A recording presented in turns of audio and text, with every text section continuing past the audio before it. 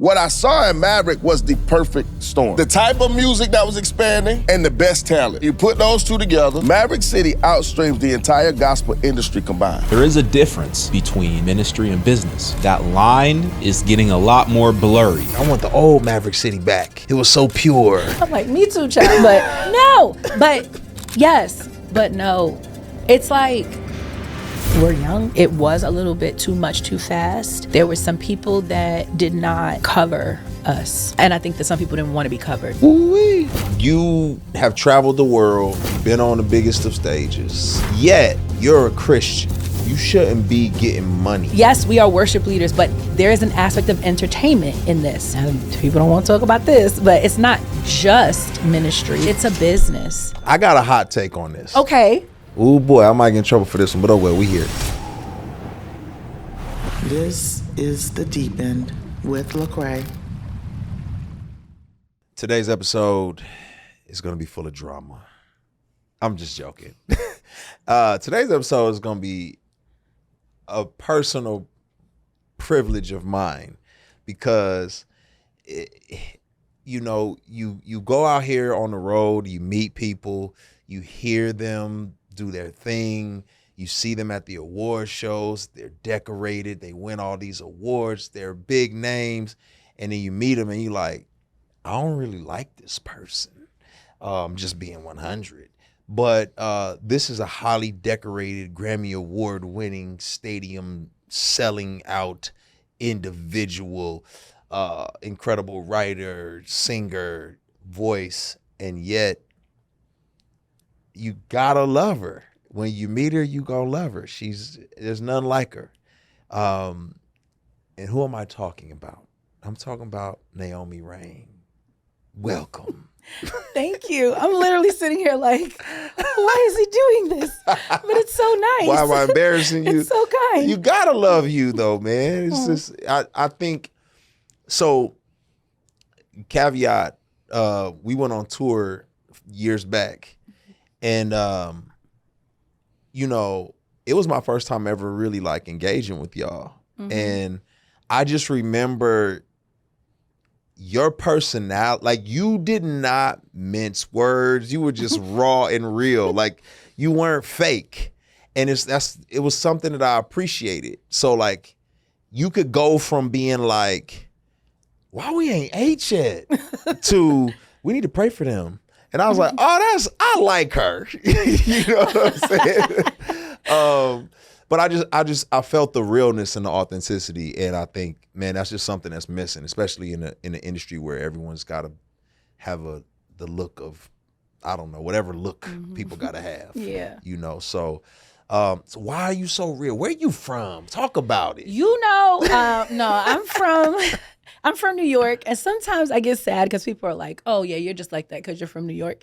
But I mean, I think there's some truth to that, but I do think that I kind of grew up in a family full of people that allowed me to ask questions and to be curious and to say what I thought, that they kind of allowed my creativity to flourish. And so I always felt free to kind of say what I was thinking without fear of being rejected. And now sometimes I'm like, girl, you really should pull back a little bit on that. And I had some lessons. I think I've learned discretion through the years. That was a hard lesson to learn, but I just feel like, why would I be somebody else? I think when people fall in love with a false version of you, you can't really ensure that you'll actually keep them once you fall in love with them. You know what I mean? Like now I'm gonna lose the person that I love because I wasn't real. They fell in love with a different version of me. So I'm just got started. You dropping gems already? That's what we doing? I mean, okay, that's what you do. That's what you do. So, okay, siblings, how'd you grow up? Who raised you? Okay, I have one older brother. Yeah. Yes, my parents raised me, but my brother actually He sharpened me and got me ready for life. He is the reason that I almost became a lawyer. We argued. You understand? Me and this man argued every single day of my life. He sharpened me. He kept me on my toes. And I'm very grateful for him. I still want to punch him in the face sometimes when I see him. But I love him a lot. And my brother, like Larry, he's like 4.5 years older than me. He's the one that really he's the reason that I am the way I am. Yeah. And I was gonna say you and who? I was gonna say my parents. Oh yeah, your parents too. It was just me and him. But my parents, they were 2 worship leaders. That's what I was gonna ask you. Go ahead. Yeah. In Brooklyn, New York. We were from Queens, but we went to church in Brooklyn, and they led worship. I always say they lived their Christianity at home. They weren't like different. So I had friends, I would go to my friends' houses, and their parents were one way in church and another way at home. My parents were the same way in church and at home. They kind of really lived it out. Some of my, I guess, dearest memories are the moments where my parents would apologize to us, where they would say, hey, this is not how things should be done, or this is what biblical womanhood looks like, or biblical manhood looks like. They really like sat with us during dinner. We did Bible studies. That's the kind of childhood I had. We grew up in the faith. Now it wasn't perfect, and things did change over the years, as my brother and I got older, but those are my roots. I mean, apologizing. I'll be apologizing to my kids all the time. I'm like, that's where it's at. You know what I'm saying? You got to be able to say sorry. I didn't handle that well. We need to rethink that. So you're growing up in New York City, with 2 worship leader parents. How does that work out? Because the city around you, I mean, so much happening. Queens, Brooklyn, like there's a lot going on. And y'all, like, were y'all sheltered? Were y'all in the streets? Like, what's going on? Okay, I didn't really get in the streets till I was about like in junior high school. Okay. But I still think I was sheltered. Really? So New York is interesting in that everything is compartmentalized. Like you're in this city full of all these different types of people, languages, food, but you could literally live a very like singular life. And it's just like you're only around Black Christian people who eat soul food or, like Chinese food, because that's what we did all the time. I grew up in a church that was kind of, we kind of stayed in our little bubble. And so in the beginning, I think I was kind of sheltered. Okay. I would say like my friends were, this is bad, what I'm gonna say, like some of my friends were like, their big thing was like, hey, I messed up. I snuck out the house. I stole my mother's car or something. That's not my story. My story is like I stole $1 out my mom's bag, and I'm like, because I just wanted to buy a bag of chips or something. You know what I mean? Like that was, and stealing is wrong, no matter what. But it wasn't Grand Theft Auto in my life. I'm like, I'm trying to just sneak like 4 quarters out my mom's bag so I could get like a tropical fantasy and a bag of chips and 5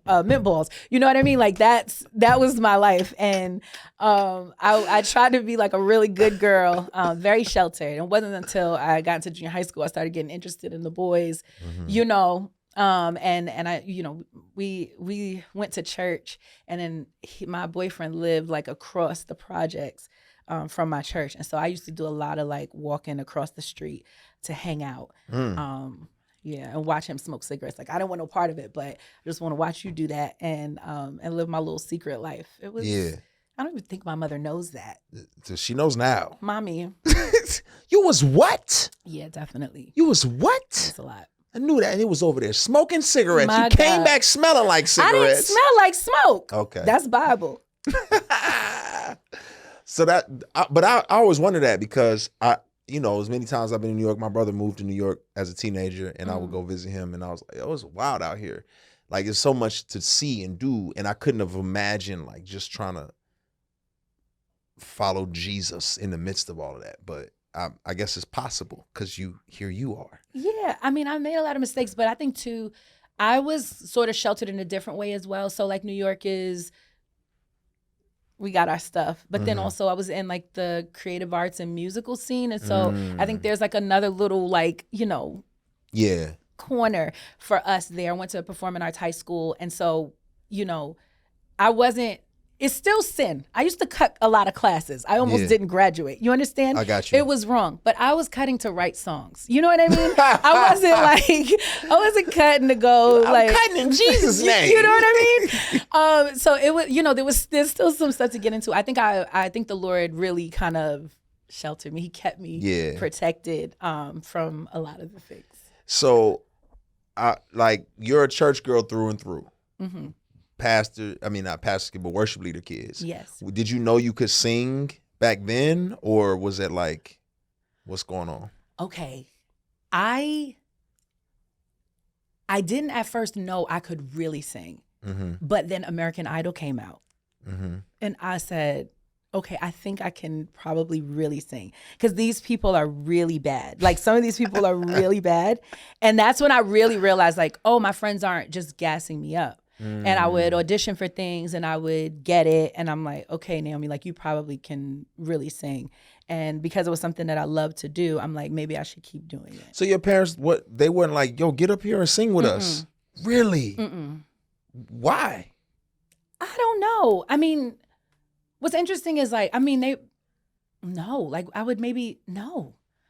I don't know. And actually, I should ask them why. But they never pressured me to sing. I just would always, I'd be in my room, I'd write songs, I'd be singing, and they'd just be like, yeah. Like, and they would bring me with them to the studio. They were artists, and they traveled and did ministry like that. And I got to go with them, like, as I got older, around 16. I think that was like my first trip with them, ministry trip. But I mean, I sat in the studio with them. You know what they did do? They allowed me to sing on their album, like, record. Okay. But it was never like, come on, like, girl, you should be a singer. It was always like, whatever you want to do. That's crazy to me. As powerful as your voice is, and your folks is like, that's cute, baby. Keep it up. Good song. So you weren't singing worship in, like, middle school, high school? I started on the worship team in junior high. Okay. At my church. Okay. And I think that's where I met my mentor. His name is Ben Harney. He's a Tony Award winner. He was in Dreamgirls. He played Curtis. Shout out to Ben Harney. Yo, he's everything. And he really taught me about God. And I remember there's one thing that he would always say. He's like, we don't worship God. We worship God. And he would, like, and it would be like forever. And I'm like, oh my God, like, you're bigger than who I thought you were. And he kind of helped me see how I could use my gifts. That's, I think, where I really kind of cultivated, I guess, this desire to use what I had to really serve the Lord. You know what I mean? Not just, because don't you have songs where you, like, the song is for you? Yeah. You know what I mean? Yep. And then there's songs where it's not for you at all. Like, it's all for him. But there's, you know what I mean? Yep. I think that's where I kind of was like, okay, my gift is not for me. It's not just because I like to do it. I think this is something that I can do to actually serve the Lord and to help people see him better. Yeah. So you're harnessing your gifting. You are, singing with Tony Award winners, understanding, like, oh, this is about God. And stealing 4 quarters and hanging out with cigarette smoking boys. Stealing cigarettes. It was so stinky. But so I'm trying to like, what kind of church environment was it? A strict one? Was it like growing up? Like, was it like very like, hey, don't do, like, because my mom grew up in church. Her church experience was much different than mine. Hers was like very rigid, no pants, no makeup, no nothing. Versus like my kids are, I'm like, y'all good? Like, you know what I mean? So I'm just curious, like, how was yours? It was not strict or rigid at all. Okay. I went to a mega church, so Okay. I think that kind of gives people Yeah. an understanding. Like, there was, it's like we have youth ministry, but there's Okay. not a lot of, like, oversight. Yeah. So you got all kinds running around in yes. there. Yes. Yeah. And we got ministry. There was dedicated ministry for us. Yeah. And we received, and we had moments, and we went on retreats and had, those were the moments that you had with God, right? But there was also, like, not a lot of, like, accountability or, like, hey, maybe you really shouldn't do that. There was a lot of cliques and, folks. And because my parents were a part of the in crowd, not people don't really say anything to you. Yeah. Because they don't want the drama, Right. It was, yeah. So I'm just curious because like in church culture, we got like levels of sin. Oh, this is the really bad ones, and these are. Well, you was just hanging out with cigarette smokers versus you selling drugs, and we fast forward, and you're a church girl, you love the Lord, but then you end up having a kid. Pregnant. That's number one. Pregnant. That's the worst sin. Pregnant. So it's like the church tends to be like, she pregnant. She out here sleeping around. Just all of the things. I'm just curious, like, how did you navigate that? How did the church handle that? How'd your parents handle, like, what's that looking like at the time? It was, so because of the type of church I went to, I think everything was very under the carpet. Everything was, okay, we're going to kind of act like this is not happening. And I think some of that is done to protect you. But then also it's like a prolonged trauma because people are finding out for 3 years. Like, my baby is 2. Why are you just finding out, that I had this kid? It was really hard because my baby daddy boyfriend at the time, he was a rapper that just got signed to the label at the church, and I got sat down, but he did not. Yikes. And so there's just like a lot of stuff that happened that we kind of had to walk through and navigate, and it was tough, but there was something I remember, because I've been writing songs my whole life, and that's like part of my communication with the Lord. There was a song that the Lord had me to write when I was pregnant, and it was called Blessing and Rain, and with an E, because I'm Naomi Raine. Of course. But it was basically like, this is hard, this is bad, but there's a blessing in here. Blessing in rain. Yes. Oh, you better. Hello, I was just trying to get a little creative with the pen. Yeah. But I didn't know my daughter yet. I didn't know that she would literally be like, she is like God's grace personified to me, that he can do something good out of my mistakes, out of my bad situation, even when things were not fair between me and my baby daddy. I don't know why you have to say baby daddy like that, but it just Father feels of my right. child. Yes. I feel like the Lord was teaching me then, okay, this sucks. This is not good, but I can still be good. And that's literally how I got through it. And I wish, can I tell you the truth? I wish, well, I'll always tell you the truth. Now, I might not tell you the whole, never mind. I think. You can tell it. You can, just the deep end. Go for it. All right. I feel bad giving that answer because I feel like that answer is so nice little Christian answer that God just worked it out and he was so good. Yeah. But it's true. But it's true. Like it was hard. It sucked, but I didn't focus on that. I really believed the scripture, like whatever's good, whatever's lovely, whatever's pure, like think on these things. Like don't focus on the negative thing. Girl, you pregnant. You gonna have to have this baby. You gonna have to have it. I was more scared about labor or anything else, Like there was just things. It was like, hey, you are here now and you have to live this out.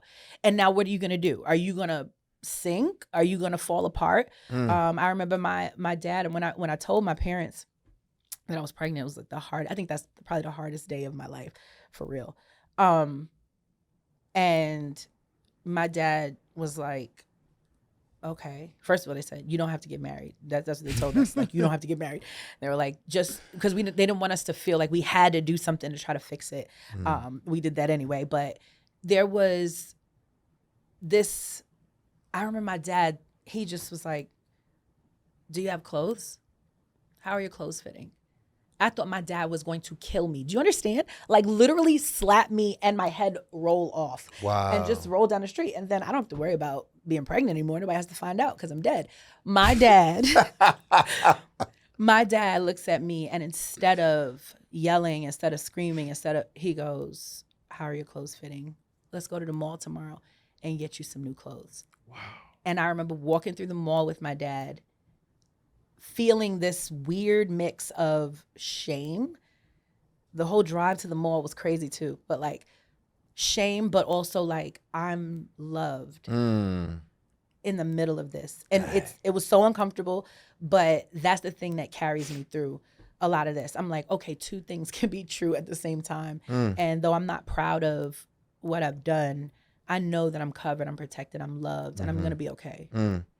That it reminds me in a weird way, but it's almost like you were talking about the drive and the shame, but the covering. It's almost like, all right, Adam and Eve, let me get y'all some clothes. Let me kill this deer real quick. That's what it felt. It's like I'm gonna cover y'all. Like that's woo. So I just want to camp out here for a second because I'm just curious. But like, what do you say to the young lady in the church who there's this, everybody falls short. People are making mistakes. Some people like they don't want to live a lifestyle of disobedience, but then bam, you may have repented, but you still pregnant. No, literally.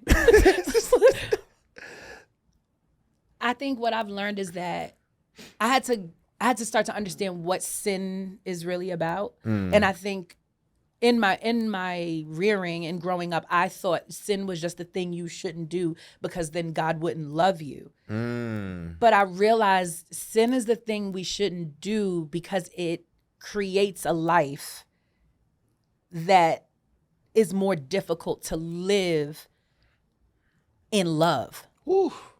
Right? And so, mind you, it's also the thing that allows us to see his love. Yeah, right? Yeah, that's good. For us. But I would, like, and I say this to my daughter sometimes because I always want, like, when I do stuff like this, my kids are able to watch this and I never know how this is fully going to affect them, right? And I never want my daughter to feel like she's a mistake. She's not the mistake. Yeah. I made a bad choice, but the Lord blessed me with you. Yeah.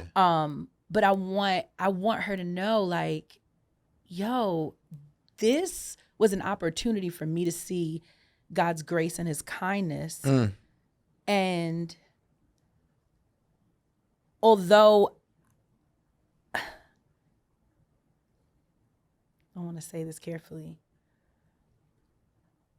I'm grateful for what God has done in my life through her. But I think that if I had made different choices, there are probably some hard things she may not have had to go through. And so to me, I don't want to live a life of sin because I don't think it's the best life that we can live in a way that we want to honor the Lord. And it's like you can't unscramble eggs. You can't unsay what was said. I was about to say something bad, but I won't say it. You can't undo what's done. And to me, that's the message that I want to give to young ladies. It's not just about being pregnant or young men. It's like, hey, like, yes, God covers sin and he loves us and releases us and deals with us and all of that. But there's something that happens. There are consequences and it matters. And some of the consequences are really yummy and like really good because I don't think consequences just have to be bad. I know it has a negative connotation, but I think there are like some bad things that actually be like, wow, all right, guys, you really did your big one. Like I can see how you be doing the things. It's like how we put like the diamond on the black backdrop. You see what I'm saying? I got to see, now I can see this thing because it's against something that's really sad, right? But then there's these other moments where I'm like, okay, this is something that we could have completely avoided. Yep. It's giving no, like let's not do that again. That's so good. Boy, you kicking, you dropping gems like I'm trying to catch them things, like catching them. But I think you right because it's like beauty for ashes. It's like, oh, there's some ashes, but look, there's beauty in this. Like in something amazing grew out of this, and we don't overlook that as well. So I agree with you. Like I've gone through some traumatic times from making some terrible decisions, but I wouldn't be the person that I am either. You know what I'm saying? Like I'm way more empathetic, caring, and I'm like, that muscle wouldn't been developed Right. if I didn't. Not saying I should have made those choices. Just saying, had I not, you know. I was judgy. Yeah. Come on. I was so judgy. Yep. And if I'm honest, I feel like I was still judgy after I had the baby. It wasn't until, like, the Lord had to do a lot in me. I only had one. Tanika got 6 kids. You know? No, because even when you were saying, like, sorry, this is too much. But even when you were saying, like, oh, like, the rumor about me when people found out I was pregnant is that, oh, she's sleeping around. In my mind, I'm like, that was my first. There's still this self-righteousness. There's still this pride in me that's like, I wasn't sleeping around. I ain't been sleeping around. I wasn't sleeping around. I wasn't doing that. Yeah. And it's like, girl, what does it matter? Like, sin is sin, wrong is wrong. Yeah. And why are you trying to be just higher on the totem pole of sin? Goodness gracious. You know what I mean? And so that to me, ooh, and I was talking to somebody about this the other day. I feel like, to me, the sin was not, now it wasn't having sex before marriage. The sin is pride. Like, at the end of the day, I'm still trying to be holy without Jesus. And and it's impossible. Yeah. And so to me, all of this stuff just leads me back and I'm like, okay, but for the grace of God. You anyway, I'm not gonna say anyway. I love it. That's it. Okay. I love it. Oh, hey there. I'm Lecrae. Now, I know you probably think this is going to be a podcast episode for the deep, but it's not. So for all of you who are planning on swimming in the deep end, come a little closer. What you may not know is that I'm a rapper. And if you didn't know I was a rapper, you may have never been to any of my shows. So when I go on tour, you might see a little bit of this. Or you might see a little bit of that. It'll be a good time. Because, I mean, I'm a rapper. Probably think I do this for the pesos. I just preach the message, I can't say so. So, worship, singing, go in the studio with mom and dad from time to time. Obviously, you recovered. God covers you, through the pregnancy, having your daughter. How does the music component get going? Like, all of a sudden, like, this Maverick City world comes to be. Like, walk me through that. Like, how do you go from here to there?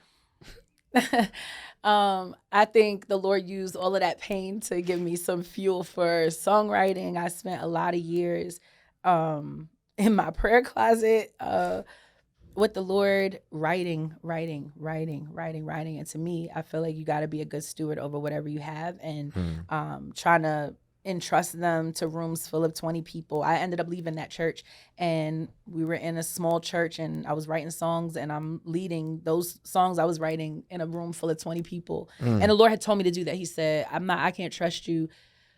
There's a whole thing. I got a prophetic word from the Lord. I was at a Jesus Culture conference and the Lord says, I'm calling you to stadiums and arenas and all of that. And so I was like you just saying that, girl, because you in here. Like, and the Lord was like, no, like, I'm telling you, like, this is what I'm doing. And so there was another time later where he was like, you can't be trusted with arenas if you can't be trusted with these 20 people. Oof.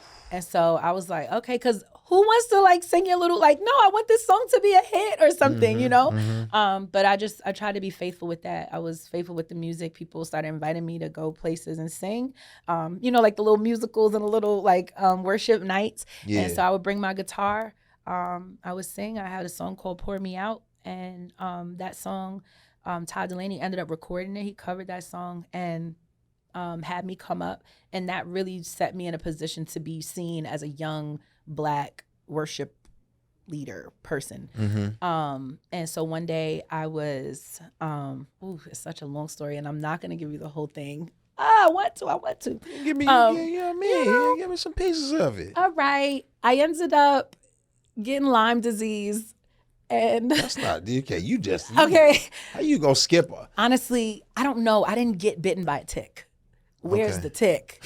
It's giving Jonah. Like, Lord, did you put me in this way? Anyway, it was a lot. I ended up getting Lyme disease, so I had to sit down. I couldn't do anything. And this is when I just like started getting back up and doing stuff. Like I had my last son. And I was feeling back to myself, and then I get Lyme disease, daggone it. And so I'm stuck in the bed, and the Lord really takes me on this whole journey about rest, teaches me about rest. I'm like, this is not rest, Lord, because I'm sick. And he's like, no, you need to learn how to rest. I need to teach you that rest is not physical, it's spiritual. Go through that. And then at the end of this like moment, he's like, okay, you can start to like travel now. And so I'm like, okay. So I'm scrolling on Facebook, and I see a post that Bethel Music is doing a worship thing with Black worship leaders. And I was like, that is so cool. They were doing their first ever Black History Month thing. So that's so cool because, you know, that's not common for them. And so I hit the guy up and I'm like, yo, this is so cool. I said, but I see there's only guys. You should have a girl. What about KCJ? And he's like, what about you? And I'm like, oh! And I'm like, oh no. And he's like, yeah, like, will you come? And I was like, and I just heard the Lord say, yes, say yes. So I'm like, yes. I go out there to do this all Black worship leader set at Bethel. And that's where I first met Chandler. I had met Dante before. I met Tony, who was a founder, JJ, who's a founder. And that's where we did the first recording, volume 1. It literally just happened. That's crazy. So y'all was kind of like the Avengers in a sense. Like y'all just is like, y'all been fighting crime over here. Oh, I've been fighting crime over here. Y'all want to fight crime together? It's just like, pretty much. Just the good part about that is you get like the most amazing talent all in one room. What's a good word I can say for this? The potential problem with something like that is y'all have not established a sense of community with each other, and now it's kind of like y'all are random people just like, hey, it's like, oh, I don't really. So how and some of us had already previous community. That part as well. So now, so it's like, hey, I'm already here. To me, if it was me, because I'm just gonna talk about a lesser sanctified version of myself. Okay. There would probably be a little ego wrestle in there. There would probably be a little. No. Just me. It's not you. Never. Not you. Just me. Maybe a little ego wrestle in there. Maybe a little, I don't really even like you, but I got to do this with you every night in there. A lot of like components but yet we have to be here. And it's funny because I'm a human. I know, I know the human aspect of stuff. But when I think of like, I don't know, fans who say stuff like, I want the old Maverick City back. It was so pure. I'm like, me too, child. But no. I'm like, no. But yes, but no. It's like everything you said. Okay, but can I say this though? Yes. We actually did develop a community. Okay. Now, I will go on record as saying that everybody says that I'm naive, but I actually think I was sober during this time and I was able to see things, and I'm the oldest thing in that. Okay. You understand? Okay. So, not to like, toot my own horn, mature. No, I think we did build a community because we wrote those songs together. Okay. And so we started out in those writing camps. There was something special that happened. We really did have a connection, but it's giving work friends. You know what I mean? And then you go back home because most of us didn't live in the same city. Gotcha. There were a few of us that did. And I think that the people responded with what they wanted. And when you're not the choice, that's very hard. And when you are the choice, that's very hard. And so you have to know how to handle that, how to navigate that. I think we all were very ambitious in thinking that we could get through all of that unscathed. Mm-hmm. And that, you know, I grew up watching the Temptations movie. I grew up watching the Jackson 5 American Dream and the 5 Heartbeats, okay? Yeah. And I'm like, I lived these movies. These movies I'd end up living them Where's out. Eddie? Okay? Dream Girls. Okay? Like, Literally, Yeah. like, this is the stuff you see and you realize, oh, this is just a human thing. Mm-hmm. And I think that a lot of these folks that we were singing with were young, and I think it was a little bit too much too fast. Mm-hmm. And I think that there were some people that did not cover us. Yeah. And help us. And I think that some people didn't want to be covered.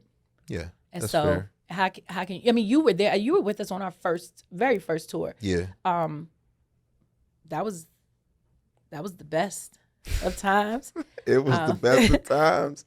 It was the worst of times. It was the worst of times. People struggled. It's hard Yeah. when there are maybe 15 songs in a night and you maybe only sing one, or maybe your song gets cut, or that stuff is just hard for people who want to sing. They Right. want to do what they've been put here to do or what they've been asked here to do, you know? Yeah, I think it's also tough when there's not a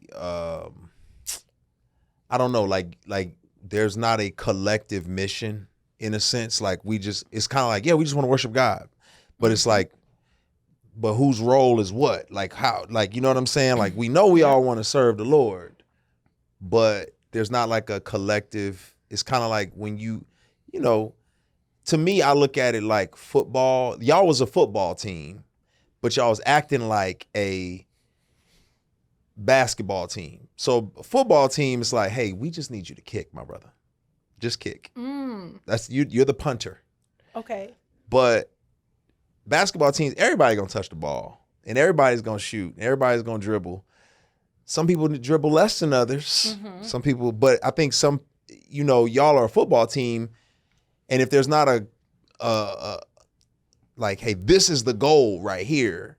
Well, I'm sure everybody has different goals. So maybe one person's goal is, man, I want to see a stadium filled with worshipers. Another person's goal may be, I want us to just be a family behind the scenes. Another person's goal may be, I want to go platinum. Another person, and it's like, how do we ball all that up? And I don't know. I'm not in it, so I don't know how that works. What's crazy is we never really talked about it either, you know? That was nothing that we ever really talked about. I think what we talked about was what song we were loving right now. That I'm telling you, like, we really, our conversations outside of maybe clothes and fashion was, hey, this is what this new song is, or maybe we should do this. And maybe it was literally, how do we build this to because we love the music. It literally was music. We would spend days writing songs. Like, that's what the conversation was. And so, yes, I think there were these personal missions that were going on. I was the one like, everybody, let's just be family. Let's just worship Jesus and be a family. God, okay, cut it out. No, don't do that. You know, that's how I was. And then some people just wanted to feel important because they just felt like they weren't seen or they weren't heard. Some people felt like, no, this should be our mission. We kind of got pulled into a social justice thing that I think we all agreed with, but we didn't. To what plan degree? that. Yeah, it's like we started because I said this on another podcast. Like, there was the singers, and then there was this element of the executives and the people behind it. And to me, I'm like, that's Maverick City music. That's the people behind it. Yeah, it's like the Avengers movie is not named Iron Man and the Avengers, you know, like Iron Man, Black Widow. There's somebody else, Doctor Strange. But then when it's the Avengers, it's the Avengers, and I think that's a whole different thing. And so it's like the most. I'm like, I know I'm like, I'm here to talk, right? But also, I don't even know fully what to say sometimes because it's just so. It's a lot. It's a lot. It's a lot. It's No. From outside looking in, just telling you my perspective, I was like, yo, this is kind of crazy that they just came out. They just did this church, and now they're in a stadium. Like, that's lightning speed for an artist in general, let alone an artist who's trying to follow Jesus? Like, how do you even I don't know how you was processing it. Well, you was a more mature person, so you probably. Yeah, but also I'm an avoidant person, so I don't even think I could process until it was over. So a lot of my processing came because I tell you, hello, you pregnant, you got to have this baby, you're gonna be a mother, That's right. you're gonna raise this child, you're gonna do right, you're gonna do. That was my scope, and so I'm like, what? You're in a crazy world and you're doing things, you're gonna do it, and you're gonna love the Lord, you're gonna do right, don't sin against nobody, try to watch your mouth, shut up, do speak up, like you're gonna make the interview, you're gonna do whatever and do what you have to do, try to honor the Lord, and then when you get home, you'll deal with it. And I got home, I dealt with it. Sheesh. Went through a lot. There was so much. And then you gotta remember too, at the same time, people from both sides in the industry did not like us because of it. And so there was no real safe space. The gospel industry saying we were taking over gospel music and making it something that it's not, and it was wrong, and we shouldn't do that. Some of these people that would speak to us individually and be like, I love you, but I hate what you're doing. Wild behind our backs. Crazy. And then in the CCM side, it was the same thing. It was, they're taking up the space, the profit shares, and we're hearing about it was money. It was what? We're just trying to say, you know what I mean? And so it was like there was no real space for us to be. For me, I'm like, I'm in my bunk at night and I'm like, Jesus, please. Like, Jesus, I'm doing this for you. Like, that's it. And literally, I mean, I was talking to Shannon about that the other day. He's like, anything I do, I'm doing for God. At this point, it's like, you can't, what do you do? Yeah. It's for him. And so if this is what I got to face, this is what I got to face. And we're going to face it. And if we're facing it together, we're going to face it together. If you don't want to face it no more, you want to leave, you don't want to face it together, then you face it on your own. I'm going to face it on my own. We're going to keep working for Jesus. Right. What else are we going to do? You know? What do you do? Because I haven't necessarily had to deal with this, but what do you do when you're connected and associated with people who, are not making wise decisions? You know what I mean? And now everyone is associating you with their unwise decisions. Like, how do you how were you navigating that? That was hard for me because I told you I'm the one, like, I wasn't sleeping around. Not really. And I was dead wrong, Yeah, you were, girl. It just wasn't around, but you were sleeping. It was hard for me, but also I think because I had gone through what I'd gone through, like I remember I was the one that had sullied my family's name. I was the one that messed it up for everybody. And so I think I have a certain level of compassion and understanding. I don't think most people are like, let me ruin everybody, let me go out and just mess it up. Yeah. I don't think that's what people's intentions are. I think the enemy is real, and I think Satan was after us. Like from the beginning, it was like, okay, this will not last long, and not trying to be a doomsday person, but it's like, oh no, because people believe the lies of the enemy, and so it was difficult for me. I tried to stay and still am, like, I love every single person that was a part of it. I try to love you. I try to walk with you, pray for you, tell you need help. You need to go figure that out. You need to stop talking. You need to sit down, take a break, or be honest. You know what I mean? Yeah. Like, and I've had to have like hard conversations with people. To me, that's where the real work is. I had to die to myself in that I want to look good. I want my reputation to be all the stuff you were saying, at the beginning. I want people to like me, but I realized that even if I did all the right things, somebody would still be mad. They'd be like, "Oh, she's fake," she's, it would be something. And so I had to let that die.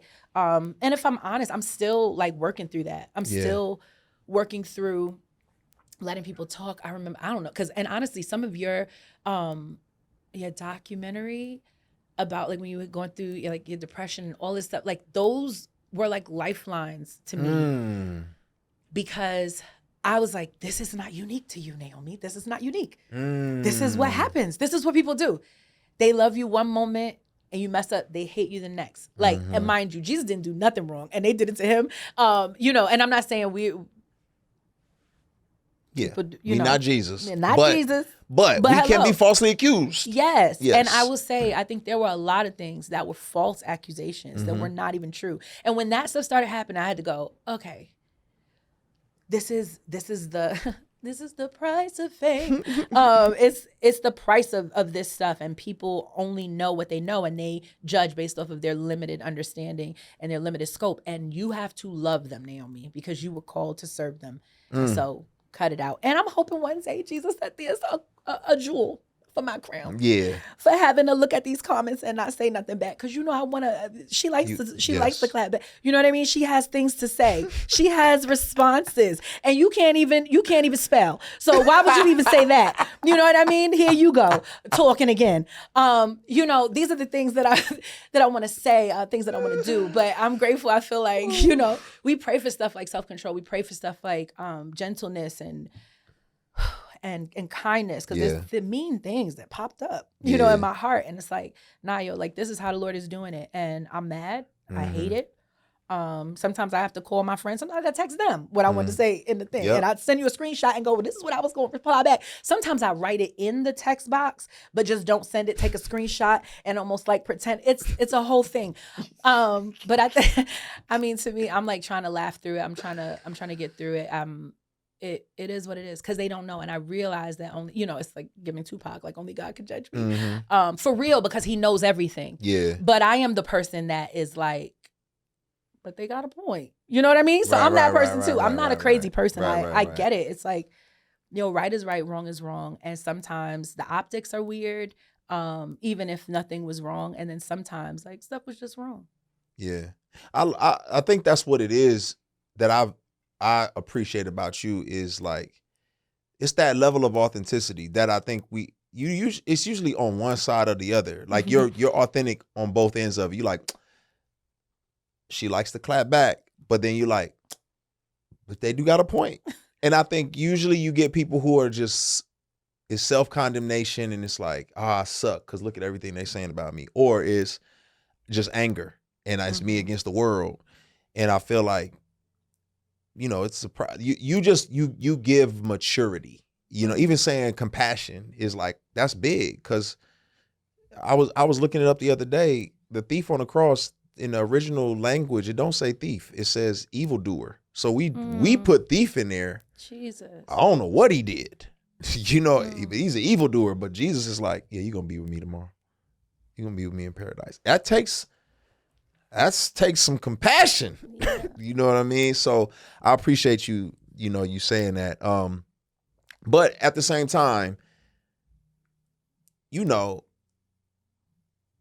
for a fan, like I see the comments, I hear the chatter around the town, and people do assume your motives and do assume like why you do the thing that you do. Most recently, I've seen Glorilla win a BET award. Sure did. And y'all Maverick City collaborated with Glorilla. You know what I'm saying? And it caused a storm. It caused a storm. Like, I've collaborated with tons of people that have caused a storm. I have my reasons. I listen, y'all, tell on Jesus when you get to heaven. Tell on me when you get to heaven. Like, I know why I did what I did. But I don't know. I mean, for you, like, what do you think it is from your vantage point that people can't wrap their mind around that kind of a collaboration, or y'all moving in those spaces? Or like, what do you think that is for folks? I think, number one, sonically our music was presented a certain way. And if I'm honest, because our voices are gospel for the most part. Even like when Brandon was with us, like Brandon still had like a grunge to him, and could kind of like go to a certain place. And so there was like a gospel kind of feel, or kind of this rock kind of edge, but the music sonically was giving CCM, very simple. And I think sonically that says something totally different than hip hop. So off the bat, right? I think we appealed initially to a certain type of people that are not appealed to by a Glorilla and her music. And so CCM audience. Yeah. Yeah. And some of it, I'm gonna be honest, I think is racism. I think it actually just is racism. And then some of it is just preference. And some of it is what we are saying, like we think certain sounds are evil. And we vilified beat and syncopation and and a bunch of stuff, which is frustrating for me. Because I didn't see a lot of clapback for Brandon and Jelly Roll. I didn't see this. I didn't. Exactly. And that's what I want to. Yeah, I didn't see that same kind of. But Jelly Roll. Hello, because I want to understand. And so that's the stuff that makes me go, no, it really is about the color of our skin. But here's the thing, for me, I didn't fully understand it. I think here's why I'm like, I don't know if I'm decided on even the collaboration. I think the thing about this is that Maverick City music is a thing, even outside of us. So if I'm a part of it and it's Mav, it's Mav. If I'm not a part of it and it's Mav, it's Mav. It's not me, right? And I think why I go, okay, I think I can understand it, is that was a record on her album. And to me, and from when I was told about the origins of that, it was more of an evangelistic outreach push. I can't argue with that. There's nothing in me that says that we should not be going out to the world and trying to release the message of Jesus Christ and release love, joy, hope, peace, all of that. There's nothing, you'll never get me to disagree with that. Now, would I maybe have that, like if it was on our project, I would probably feel a different way. I think I would definitely feel a different way. I wouldn't have been like, oh, yeah, guys, let's do that. Because I do think that there's something in not letting your good even be evil spoken of, right? And so I think it's all gray matters, and I didn't get the word from the Lord to do that, and so I can't speak on it. I can't judge it. That's fair. I appreciate that. You handled, even in your like not being direct, you still be dropping gems. It's still like, you know what? I'm not going. Here's the thing. Because what are we gonna do? Like I think. Because, like, there's a lot going on right now. Yeah. Right? And like, we're seeing, like, there could be two sides. And I'm sitting here going, I see where side A is right, and I see where side B is right, and I see where side A is wrong, and side B is wrong. And we think that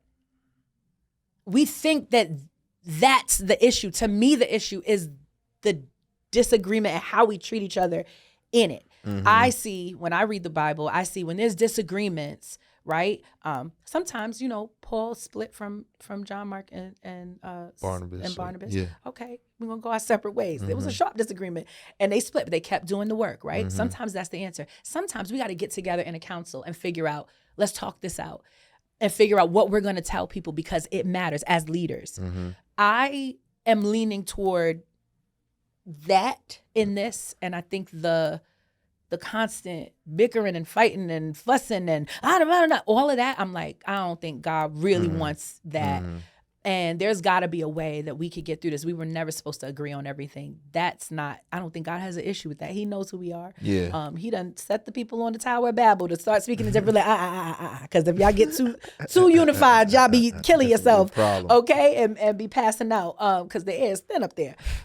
I think there's something to. Because that was a kind act of the Lord. They didn't know they was going to pass out the higher they got. Y'all going to just die. He did it to protect us. The tree line. Okay. It's too high. It's the kindness of God, right? But I think there's something to like, hey, how do we handle our disagreements? How do we handle the things that we don't understand? And when can we come to the place where we go, okay, these in-reach people, these are the people that are reaching in. Okay, that's what y'all are doing. And these outreach people, that's what y'all are doing. Let's make sure we try to find a way to understand. And then when we don't, we pray. I don't like all the fighting. I'm with you. Please, I think Mom that's and Dad, wisdom. stop. Hey, listen, I hope you guys enjoyed this episode of The Deep End. This episode is brought to you by the Amazing Life Foundation, and I've worked with this team for over a year now. They've helped me produce this show since the beginning. Amazing Life's mission is to help people grow and flourish through high quality content. And I just want to thank them for making this show possible. Now, back to the podcast. So you have traveled the world.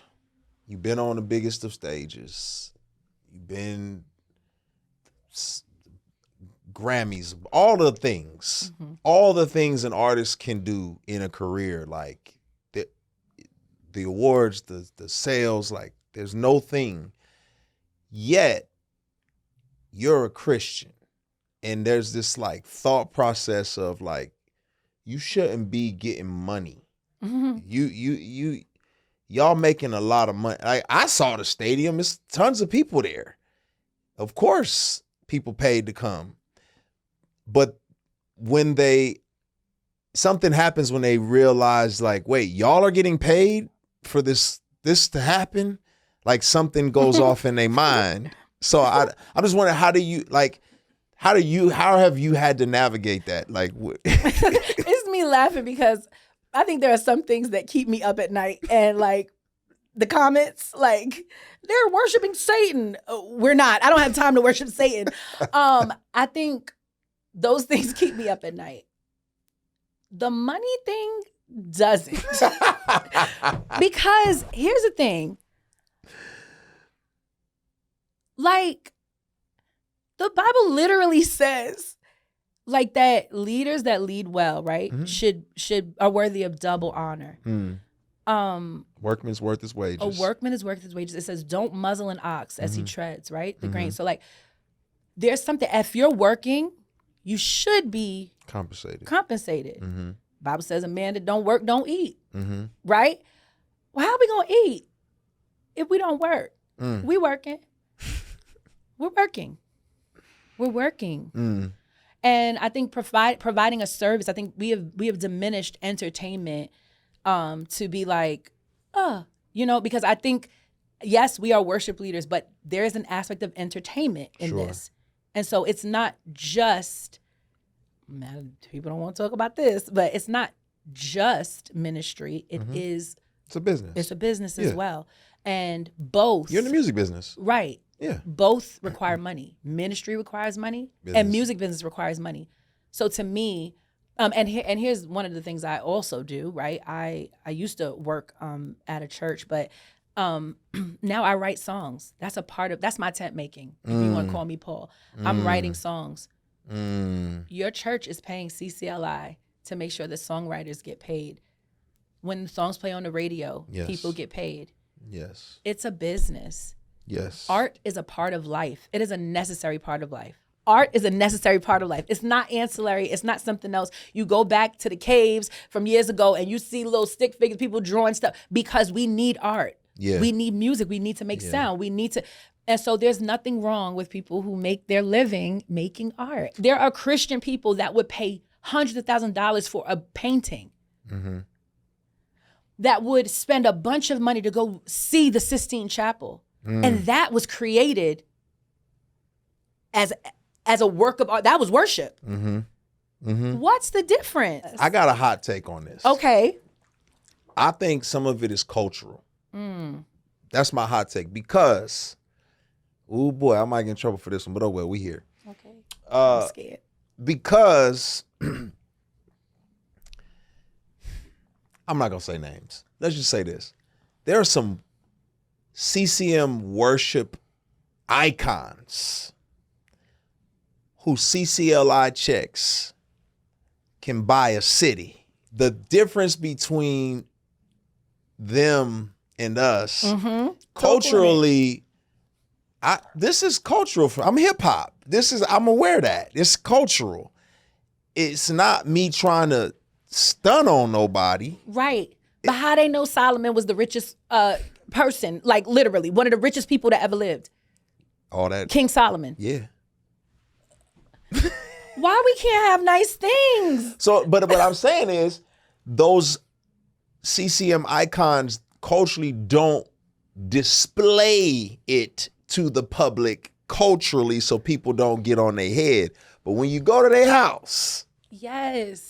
When you see that in palaces. Right. Your refrigerator is worth more than my whole jewelry collection. Like, that's what I'm saying. Because to me, it's like, it's a false equivalent. Like, you're judging something because you can see it. But if you had access and actually saw, remember that show Cribs on MTV? Yeah. Like, if y'all did that, then. Oh, yeah. Because honestly, okay, in all fairness, they was doing that to the preachers. That's true. That's true. The cars, the houses. Okay, so That's maybe true. it's not, you know what? You're right. Maybe it's equal not. opportunity. I don't know. But I've heard it too. Like, why are we charging for shows? You're supposed to just preach the gospel. Because there's security guards that work those shows and ushers and people that put the seats up and down. There's people that rig up all of these lights and the things that we use so that you could see us in a room this big. We gotta serve the Lord out here. I can't serve him on an empty stomach. But for real, how are we gonna feed all of these people that literally have to eat? Yeah. Without money. Nah, everybody, every single person is trying to make money so that they can live. Mm-hmm. Mm-hmm. Why do you get to say how much somebody should make or what's too much or what's not enough to put this together? Because people don't understand what it means for something to be orchestrated or for there to be a concerted effort. Like when we look back even at old music and you look at an orchestra, it's hundreds of musicians that have come together to create one sound. That's what happens. You look at a movie and the credits are going up. It's how long are the daggone credit? They long. The lines of this. There are so many people that it takes to actually put together this 2-hour film that you watched. It is not just one thing or one person, and people actually need to survive. God gave us gifts, right? He gave us gifts for a purpose and for a reason. And it wasn't just, and this is why the Levites didn't have to pay no taxes. They didn't have to pay tithes. Okay, that's why the people had to pay their tithes. Because the people that were serving in the house of the Lord had to be taken care of. What's the problem? And this is why I start to go, do y'all really know what we're a part of? Like what church actually is? And I think people don't want to be a part of the church. They don't want to do things God's way. They don't want to actually be given the power to create wealth. And then when people actually do that, see what it does. Yeah, how you can build communities and build families and I love what you said too. Like, you know, y'all have provided sustainability and jobs. Like I provide jobs for people. You know what I'm saying? So it's like people, And here's the thing, and I'm okay getting emotional. Relax, girl, suck it up. What happens behind the stages, behind the scenes, when you actually connect with folks and create this community, or you get to say hi to the same person every day because you know you're out there working. Now, they might not be on the stage and you may not have rigged a whole rig, right, all day. And they don't sleep, y'all. You know how it is when these folks come on tour. They don't sleep. They literally work their fingers to the bone, right? I have no problem saying, hey, the ticket price is this much because we want to pay them. Everybody got to eat. I can't be the only one. That's good. No. Well, I think you answered that. Well, for all of the commenters out there in comment land. And DM me so we could really talk. Ooh-wee. Sorry, no, don't DM me. I'm just kidding. I'm trying to be better. I'm just curious, like you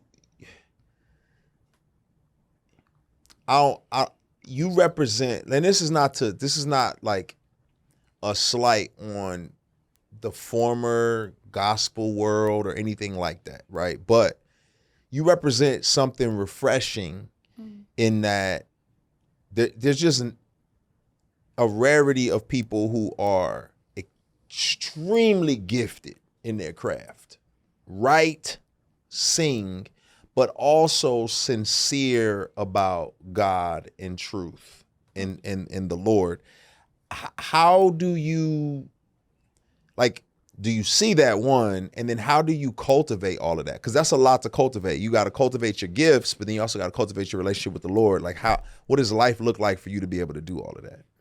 I think I'm okay with seasons. Okay. I'm okay with this season. I'm leaning in kind of heavily here, and this season kind of heavily there. I remember there was one point I probably spent like 18 months in my prayer closet. Like you couldn't get me out of there.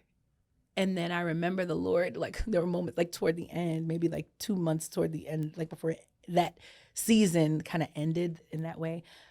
The Lord was like, well, how are you going to do all the things that I keep like telling you to do in here if you stay in here? Like you got to go out there. You got to go out, get out, go, get out. You know, and it's like the Lord almost like kicked me out of the prayer closet because it's like that was for a season and that was good. And he was doing something on the inside of me. He was teaching me a love and devotion. And I'm not saying that I'm never in my prayer closet now. That's not what that is. But I believe the Lord actually sent me on another journey to actually prepare me for, sorry, what I'm trying to say is I think that was the moment to prepare me for this that he has me on, because when you're hopping on plane to plane and here to there and got to go to the kids' winter concert and, you know, it's but so much you could really fully be in that closet if you're going to be a mother and, you know, a person and a pastor. I'm a pastor too. Like, I got to talk to folks. I can't be in the closet all day, right? Unless y'all going to come in here.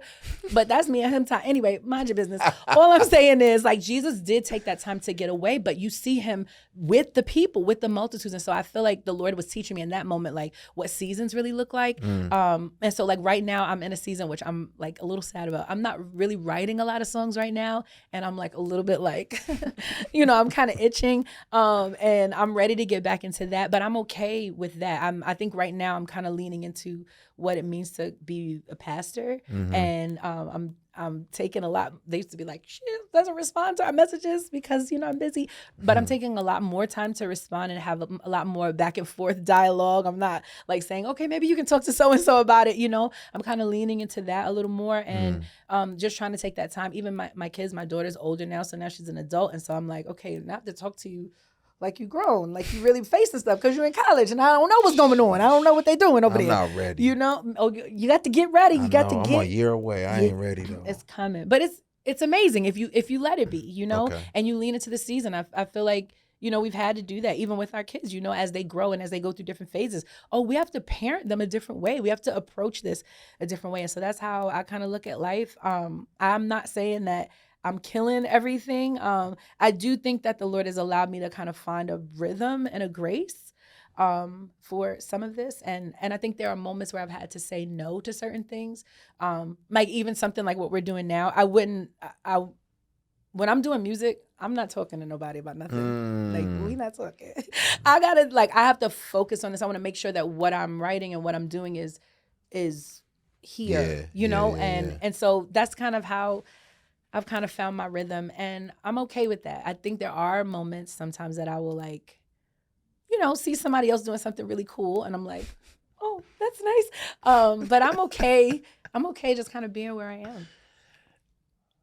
am. Seasons is the perfect answer because that's your level of maturity, and it makes sense. Like you saying, I mean, I'm moving into shepherding people, so it's like there's a level of maturity that you just gotta have, and I commend it. Just your posture alone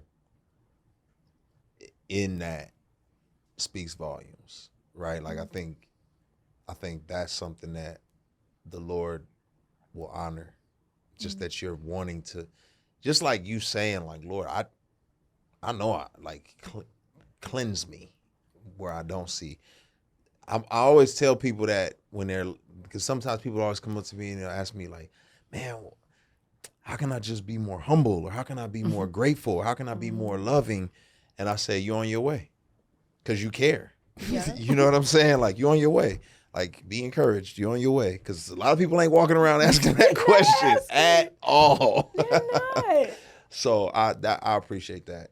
And low key, if you ever decide to do a stand-up run, you might, it might work. You want to see me fail? The moment you tell me to try to be funny, it's giving, oh God, why would she even But maybe you don't singing? try. Maybe you just get up there and talk like some people do. Just get, you know what I'm saying? I don't know. But like, I was authentically laughing. I don't be, Jesus. You know, my fake laugh is ha ha ha. Oh, I like that, Lord. It was the when you get the high pitch, I'm laughing. So yeah, I was sitting here like, yo, Naomi is hilarious. Thank you. That is the highest honor. I would like you to tell everyone that you know. Please. See, that's what I'm talking about, man. Please. Listen, you family as far as I'm concerned, and I love you. I appreciate you. Thank you for your voice. I love you too. Sincerely. Thank you for having me. Yeah. This is The Deep End with Lecrae.